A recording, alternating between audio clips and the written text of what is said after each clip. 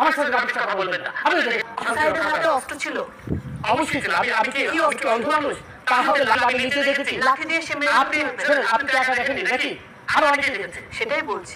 আমিও দেখেছি, আমি দেখেছি। যে অবস্থায় কথা শুনে মনে হচ্ছে না। ডোন্ট প্লিজ এই ধরনের রাবিশ কথা বলবেন না আমার সাথে। আমার সাথে রাবিশ কথা বলবেন না। আমি দেখেছি। উত্তেজিত হবে। আপনি আপনি আমাকে উত্তেজিত করছেন। আপনি তো তাদের পক্ষের লোক বলে মনে হচ্ছে।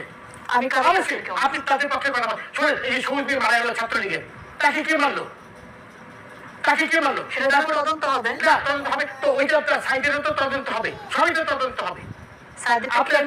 দেখা যাচ্ছে। আমি তো দেখেছি। আপনি আমাকে বোঝানোর চেষ্টা করছেন যে আমি দেখিনি নাকি? এই ধরনের রাবিশ কথা আমার সাথে বলবেন না। রাবিশ কথা বলবেন না। আমি কিচ্ছু রাবিশ বলছি। অবশ্যই রাবিশ কথা বলছেন না। অবশ্যই রাবিশ কথা বলছেন আপনি। আপনি ওদের পক্ষে হয়ে কথা বলছেন। আমি কারোর পক্ষে আমি নিরপেক্ষ। আপনি প্রচুর নিরপেক্ষ নন। এরপর আমাকে বলতে দেন আগে। এরপরে আপনার প্রশ্ন করেছেন, এটা জবাব নেন, তারপরে আপনার প্রশ্ন আমার প্রশ্ন উত্তর পানি অথবা আমার প্রশ্নের উত্তর বোঝার মতো মেধা আপনার নেই। আচ্ছা, এখন কথা হলো, হাসবেন না প্লিজ, ডোন্ট লাফ এট মি। আচ্ছা, এখন কথা হলো, জাস্টিস শামসুদ্দিন চৌধুরী মানিক, আপনি আমার নামটা ভালো করে উচ্চারণ করতে পারেন না নাকি? এটা থেকে বোঝা যাচ্ছে যে আপনি আমার প্রতি আক্রোশ নিয়ে এখানে বসেছেন। আমি যেটা বলেছি ঠিকই বলছি, এবং আপনার প্রতি যেটা আপনি আমাকে অপমান করেছেন। আমার নামটা পর্যন্ত আপনি ঠিক মতো উচ্চারণ করতে পারেন না। আপনার লজ্জা হওয়া উচিত। এবং রনি যেটা বললো, আপনি এবং ভাব দেখাচ্ছেন যে আপনি একাই সেই টেলিভিশনটা দেখেছেন। আমি যখন বললাম আমিও দেখেছি, তারপরে আবার আপনি আমাকে বারবার উস্কানি দিচ্ছেন যে আমি দেখেছি কিনা। তার মানে আপনি একাই দেখেছেন, আর কেউ দেখেন। কালকে যে না উত্তেজিত হওয়ার কারণ হচ্ছেন আপনি আমাকে উত্তেজিত করছেন, মানে এমন ভাব দেখাচ্ছেন যে আপনি একাই দেখেছেন, আমি দেখিনি। এবং পুরো বাংলাদেশ দেখেছে, পুরো বাংলাদেশ দেখেছে, বাংলাদেশে আর এখানে আসেনি, তাই তো?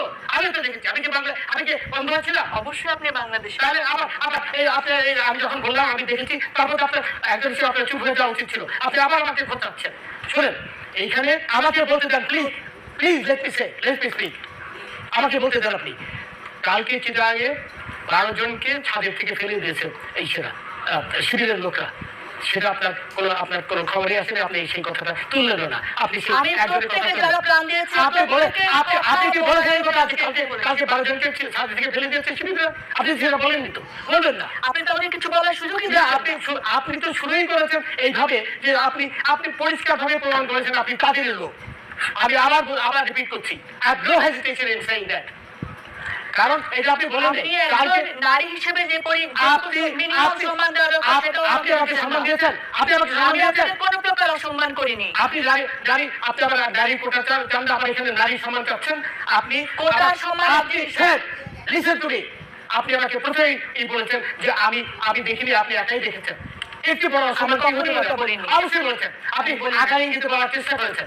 আপনি যে তাদেরই একজন, এটা আপনি পরিষ্কারভাবে প্রমাণ করেছেন। আবার বলেন যে নারীর সম্মান আপনি। আমার ধারণা আপনার অন্য কোনো কারণে আজকে মন মেজাজ, আমার মন মেজাজ তো খারাপ হবেই। যখন 32 আমার উপর ফেলতে পারেন না।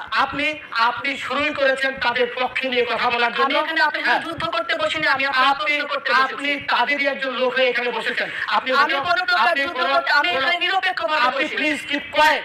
আপনি এখানে অ্যাঙ্কার হিসেবে যে নিরাপত্তার দায়িত্ব সেটা আপনি পালন করেননি বলেই আমি উত্তেজিত হয়েছি। আমার নারীর কথা বলছেন আপনি শুরুর থেকেই। এখন এই যে 12 জনকে আপনার ছাদের থেকে ফেলে দিল, এই কথাটা তো বলেননি। এই কথা যে আপনার শুরু করা উচিত ছিল। সেই 12 জন হাসপাতালে করছে, সেটা যে আপনার শুরু করা উচিত ছিল কথা। এখন